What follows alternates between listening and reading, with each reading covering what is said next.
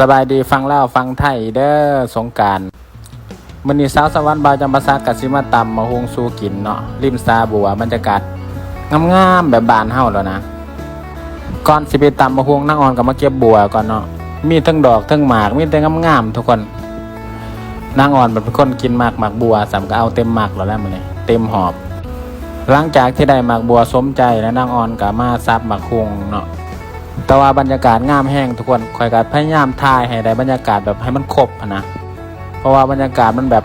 วิวมันงามเลยแบบบ้านเฮามีงัวมีควายมีน้องน้ำคอยไปมื้อนี้จนลืมว่าเป็นบ้านเฮาพุ่นนะเพราะว่าบรรยากาศมันดีคักหลายอันนี้อยู่มินบุรีอยู่น้องจอกเด้อทุกคนเด้อถ้ายังผู้ใดอยู่ไกลๆก็ทักมาเล่นน้ำแน่เดี๋ยวสิพาไป วางแผนว่ามื้ออื่นนี่สิไปยำม่องน้ำได้ใส่ม่องไว้เดี๋ยวถ่าเบิ่งคลิปมื้ออื่นนำผู้ใดอยู่แข้งใดบ้านใดก็คอมเมนต์บอกกันเด้อแต่ข่อยกำลังอ่อนก็บ่ได้กลับบ้านก็เลย